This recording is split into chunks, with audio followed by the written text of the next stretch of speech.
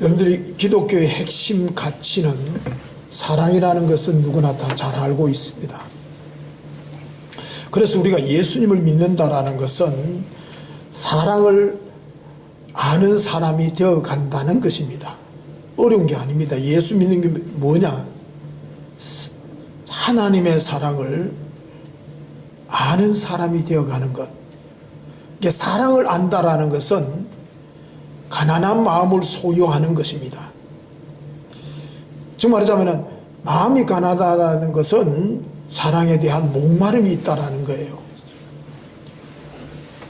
그렇지 않고서야 그렇잖아요. 까칠하고 귀찮고 마음에 들지 않는 사람까지도 사랑한다는 게 가난한 마음이 없으면 불가능하다는 거죠. 여러분들 부유한 마음 매력이 없잖아요. 흥미도 없고 호기심도 없습니다. 왜냐하면 모든 것을 자기중심적이고 돈으로 이해타산으로 해결하기 때문에 부유한 마음에는 사랑이 깃들 곳이 없어요. 따지고 보면은 돈으로 세상적인 어떤 가치를 가지고 사랑을 이야기합니다.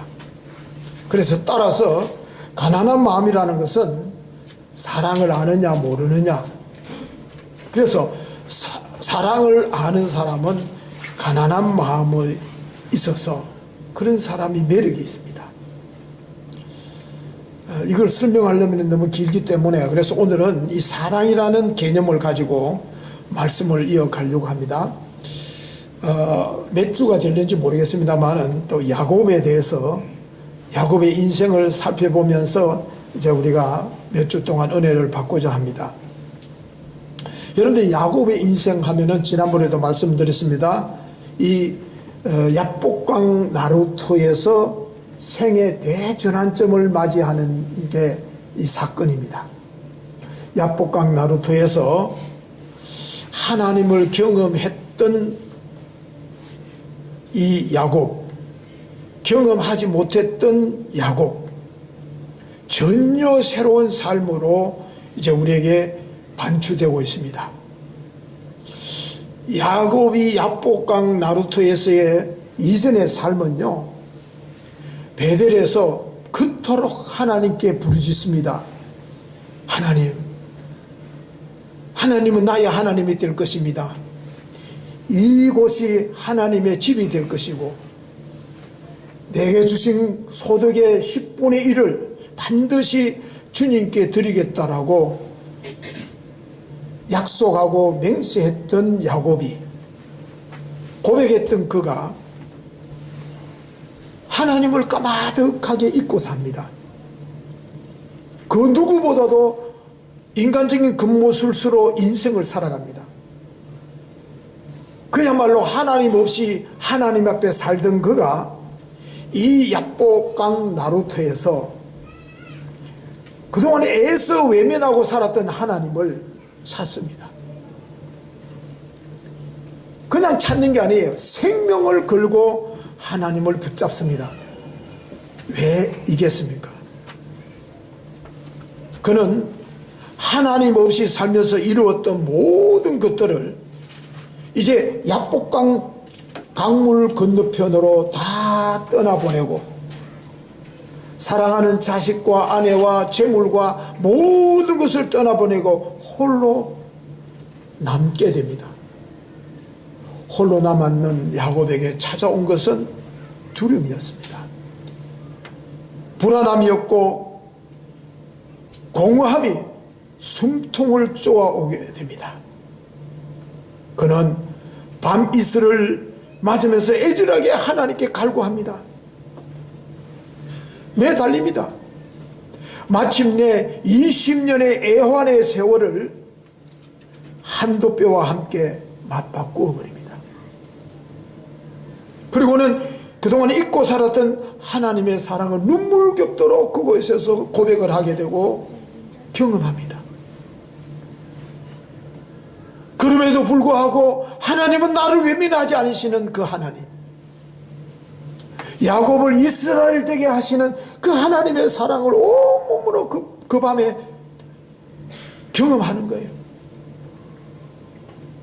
그리고는 비록 한도 뼈가 부러져서 쩔뚝거리는 불구의 몸이었지만 춤추듯이 야복강을 건너가게 됩니다. 그래서 오늘 우리는 하나님의 사랑을 경험하기 이전과 경험한 이후에 달라진 이 야곱의 삶을 돌아보면서 우리의 삶과도 한번 돌아보는 은혜의 시간이 되었으면 참 좋겠습니다. 첫 번째입니다. 야곱은 하나님의 사랑을 몰랐을 때는요, 두려움으로 살았습니다. 쫓기는 인생을 삽니다. 경쟁해야 된다는 강박관념 속에서 그는 일생을 살아갑니다. 그래서 오늘 본문 말씀에 보면요, 밤에 일어나서 두 아내와 두 여종 11 아들을 인도하여 야복 나루를 건너게 하고 그는 홀로 남았더라. 그리고는 어떤 사람과 날이 새도록 씨름을 했다 라는 기록을 합니다. 야곱이 밤에 일어납니다. 밤은 잠자라고 있는 시간인데 그는 밤에 일어납니다. 가족들을 강 건너 가게 하고 홀로 남아 새벽까지 씨름을 합니다. 한마디로 피곤한 인생, 안식이 없는 인생을 그는 살았음을 한 장면으로 보여주고 있습니다. 그리고 홀로 남아서 낯선 사람을 대면하는데 나중에는 그가 천사인 줄 알았지만은 그 낯선 사람과 싸웠다라는 거예요. 여러분, 우리가 낯선 사람을 만나면 웬만하면은 서로 인사하고 환대를 합니다. 그게 상식이잖아요. 근데 야곱은 이 낯선 사람을 만나는 순간 싸움부터 걸립니다. 시비부터 걸립니다. 그만큼 지금 자신의 인생이 불안하다라는 겁니다.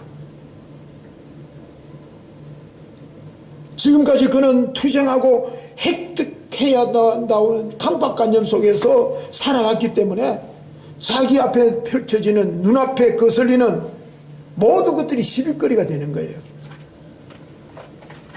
우리들도 교회 생활을 하다 보면요, 낯선 사람이 오게 되면은 경계심부터 의심의 눈초리부터 봅니다. 요즘 하도 신천지가 설쳐서 그런지 저 사람 왜 왔지? 무엇이 가운데 잠재되어 있던 그 아픔과 상처가 자기도 모르는 사이 피의 의식으로 드러나서 야곱처럼 경계심부터 하게 됩니다. 야곱의 할아버지 아브라함과 아버지 이삭은 낯선 사람들을 환대하고 그래서 나중에 천사를 대접하는 데까지 되지만은 야곱은 낯선 사람에 대해서 적대적이었습니다. 여러분, 사랑에 확신이 없거나 그 사랑이 사람이든지 하나님이든지 사랑을 경험하지 못하면요, 자신도 모르게 두려움을 갖게 되고 사람을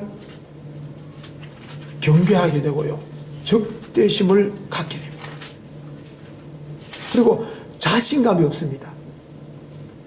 그리고는 자신도 모르게 사람을 정죄하게 됩니다. 정죄하다 보니까 또 자연히 사람을 경계하게 되고 두려움이 또 엄습해 옵니다. 이게 반복되어집니다. 그리고는 남의 눈에 잘 띄지 않으려고, 약점이 잡히지 않으려고 자꾸 숨어버립니다. 방호백을 쌓고 겹겹이 껍질을 두른 채 자신의 모습이 아닌 가짜의 모습으로 가면을 씁니다. 그래서 오늘날 교인들이요, 조그마한 교회는 안 가려고 그래요. 자기가 드러나니까 큰 교회 가서 숨어 지내려고 합니다.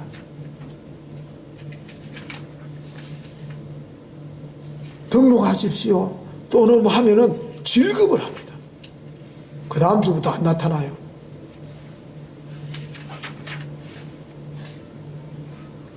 여러분들이 자신의 모습을 그대로 살 수 없기 때문에 이런 사람은 교회를 오래 다녀도요, 성장과는 거리가 멉니다. 오늘 여러분들이 어쩌면 우리가 교회 와서요, 가면을 쓴 사람이 가면을 쓴 사람을 만나고 가는지도 모릅니다. 교회를 다니면서 변화되어야 되는데 변화가 아니라 가면 쓰는 일에 능숙해집니다. 점점 가면을 쓰는 연기에 물이 오릅니다. 그래서 교회에서 쓰는 가면이 다르고 집에서 쓰는 가면이 다르고 직장에 가서 쓰는 가면이 다르기 때문에 그 가면을 쓰고서 들키지 않으려고 완벽하게 연기하려고 하니까 얼마나 그 인생이 피곤하겠습니까? 직장에 가도 피곤하고 가정에 가도 피곤하고 교회 와도 피곤합니다. 그래서 이 같은 연기를 잘하는 게 신앙의 성장이라고 착각을 합니다. 여러분들 한번 곰곰이 한번 생각해 보십시오. 교회에서 예배 드리고 온 다음에 피곤하다 하는 사람들이 있습니다. 왜 교회 와서 예배를 드리고 나는데 피곤할까요? 교회 와서요, 가면놀이 하다가 갔으니까 얼마나 피곤하겠어요. 가식적으로 행동하다가 갔으니 얼마나 피곤하겠어요. 의무감에 행동하다가 교회 생활하니까 얼마나 힘들겠어요. 적어도 우리가 하나님 앞에 진정된 예배를 드린다면은 위로가 있고 안식 있지 않겠습니까?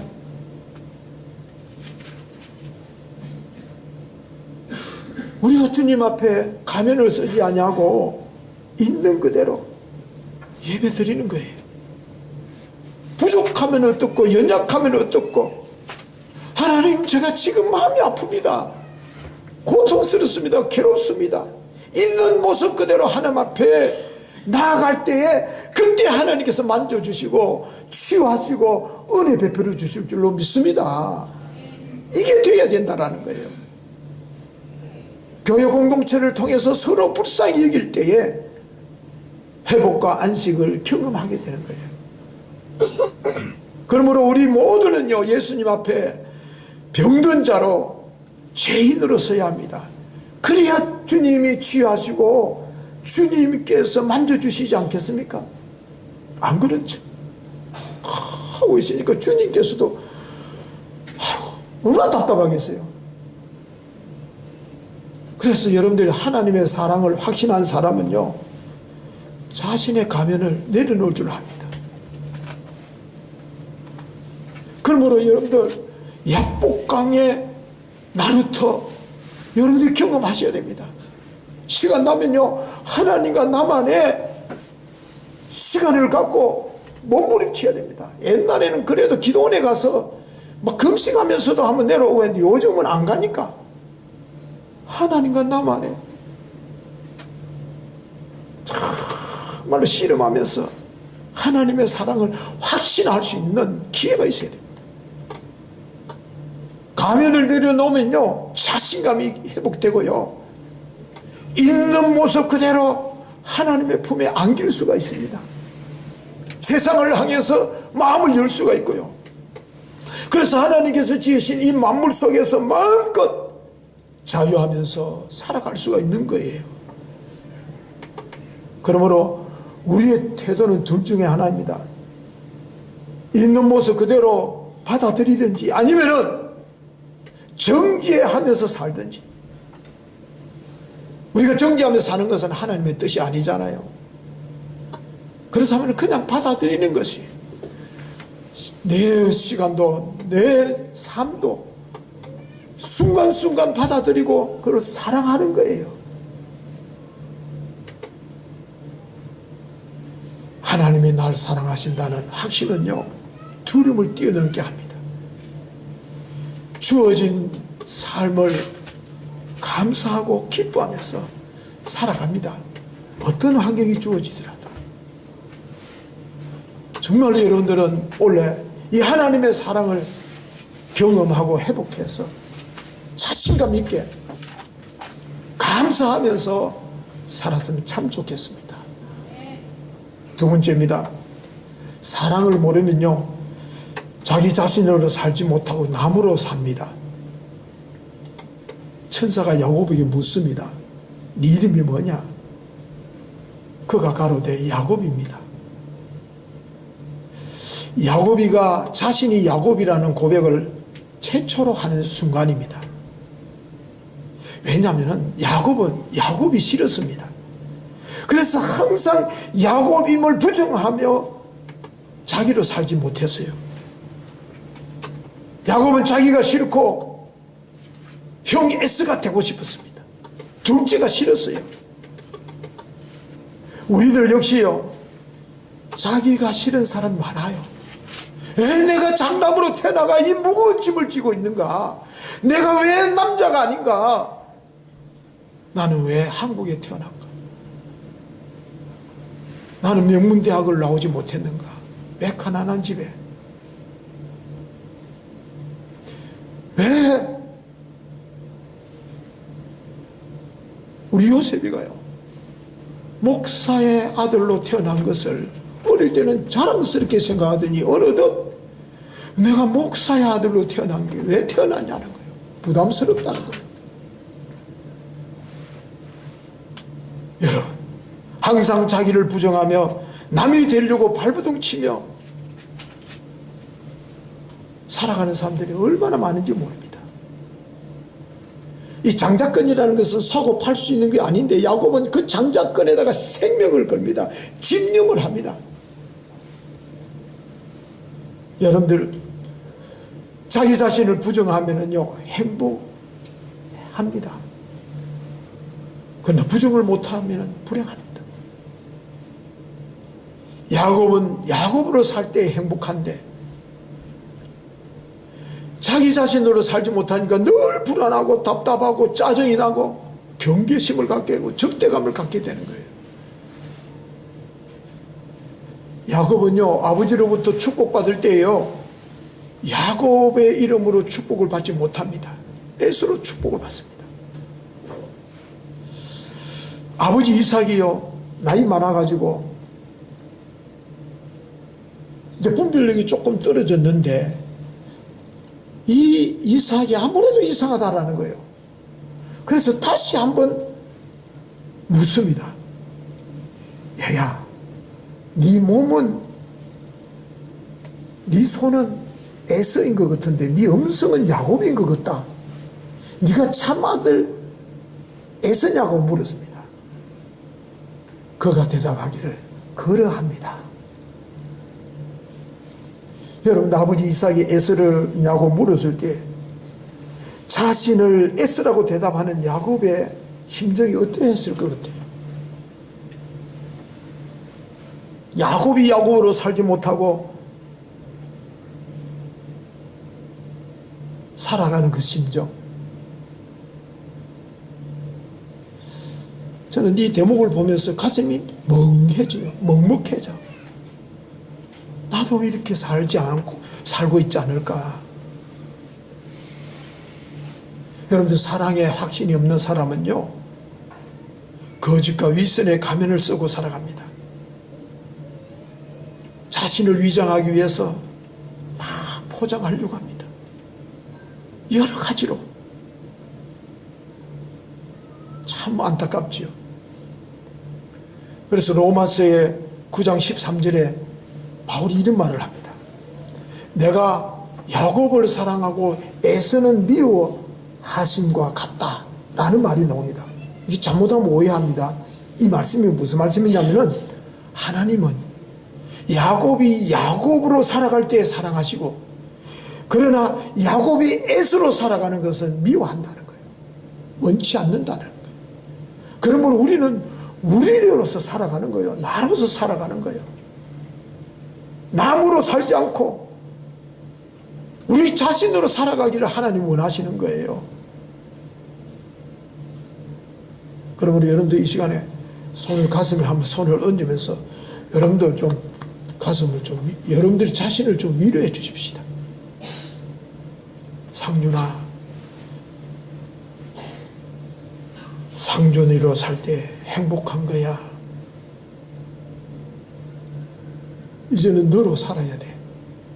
한번 손을 얹고 한번 좀 위로해 주세요. 여러분들로 살지 못했던 여러분들의 자신을 좀 얹으면서 하락하니 아무도 뭐 손도 안 얹고 여러분들로 살았어요. 임윤환 장로님은 임윤환 장로님으로 살았었어요. 그동안에 목사님 진짜 위로하십시오. 얘야 괜찮다. 이제 너는 너로 살아. 네 약속하마. 이제는 내가 상준이로 살겠어.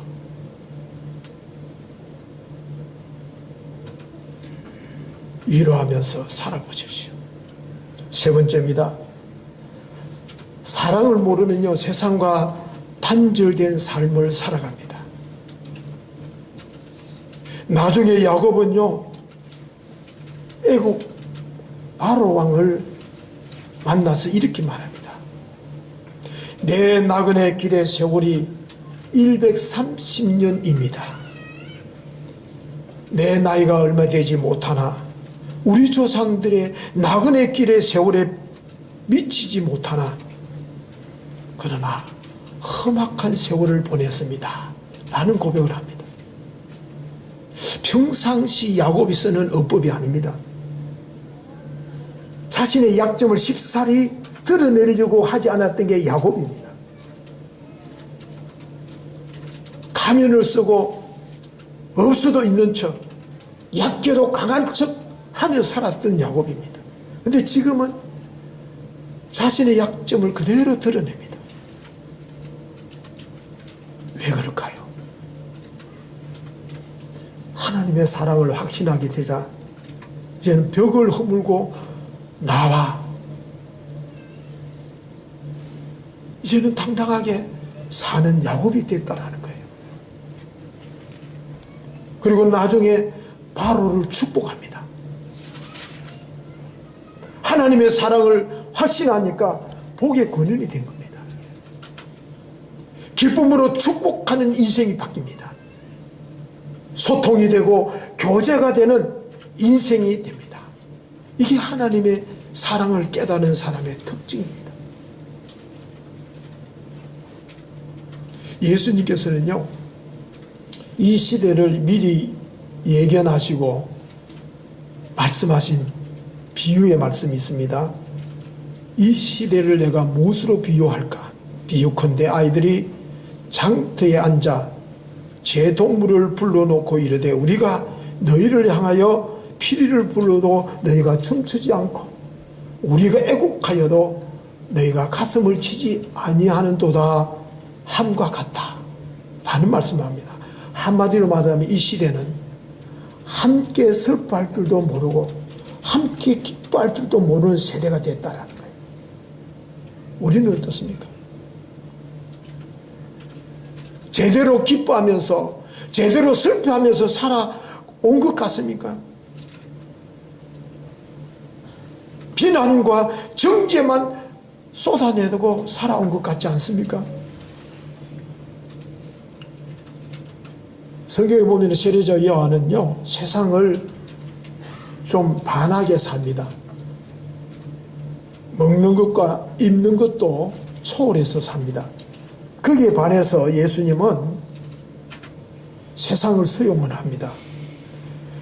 세리들과 창리들과 함께 먹고 마시기도 합니다. 그랬더니 사람들이 환영하기보다는 오히려 예수님을 먹기를 탐하고 포도주를 즐긴다라고 비난을 합니다. 이게 무슨 말이냐면은 이래도 저래도 비난을 받았다라는 거예요. 그게 왜냐하면은 인간은 자신을 보지 못하고 항상 정지하는 삶에 익숙해지다 보니 자신의 삶이 없는 거예요. 아픔도 기쁨도 모릅니다. 살았으나 죽은 거예요. 여러분들이 진짜 아픔을 아는 사람은요, 진실하고 깊은 기쁨을 누릴 줄 압니다. 저는 솔직하게요, 가난을 알았기 때문에, 배고픔을 알았기 때문에 정말로 진실이 뭔지, 아픔이 뭔지, 기쁨이 뭔지는 여러분들보다는 좀 더 알 것 같아요. 여러분들이 울어야 될 때 울지 못하는 사람이 있잖아요. 정말로 무섭습니다. 위험하고요. 그 사람은 언제 어떤 일이 벌어질는지 몰라요. 확 하면은.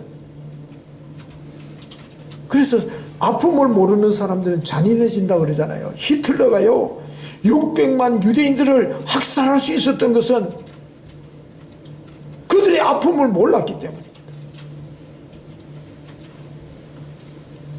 그리고 히틀러의 명령을 수행하는 사람들 역시 자신은 책임 없습니다. 명령에 복종하는 것만이 다라고 생각했기 때문에 가능합니다. 그러나 아픔을 아는 사람은 결코 남을 해치지 않습니다.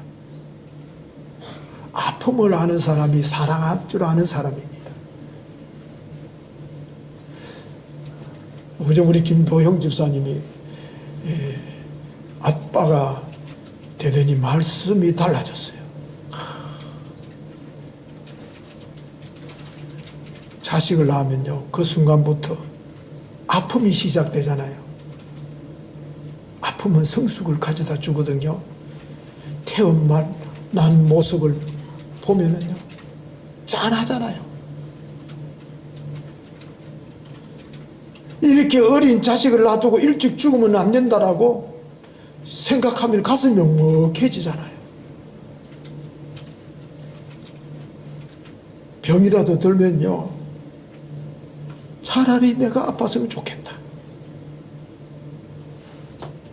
학교에 가서 왕따를 당하면요, 가슴이 찢어지잖아요. 공부를 조금 못해도 마음이 아프고요. 그래서 부모의 가슴은 항상 아립니다. 그게 아픔이 사랑으로 승화되어집니다. 그래서 눈에 넣어도 안 아프면 자식이 됩니다. 그런데 이 아픔이 아픔으로만 계속 있는 게 아니잖아요. 기쁨으로 승화되는 경우도 있습니다. 아프다가 건강해지면은 그보다 더 큰 기쁨이 없고, 왕따를 당하는 아들이 인정을 받고 반장이라도 되면은 하늘을 나라를 갈 것 같아. 어쩌다가 상이라도 받아오면은 세상을 다 얻은 것처럼 기쁩니다. 그러므로 여러분, 아픔을 품을 줄 알아야 기쁨도 알게 되고요. 기쁨을 아는 사람은 아픔을 압니다. 이제 말씀을 정리합니다. 사랑을 모르면은 두려움 가운데 삽니다. 사랑을 알면 자유합니다. 자신에게 주어진 인생을 즐길 줄 알고요, 누릴 줄 알고요, 감사할 줄도 알고 기뻐하면서 살아갈 줄 압니다. 그러나 사랑을 모르면요, 자기 자신으로 살지 못하고 남으로 살아갑니다. 온갖 거짓과 가면을 뒤집어 쓴 채 살아갑니다. 그러나 자기 자신을 있는 그대로 받아들이십시오. 그 순간 영광의 순간이 될 겁니다.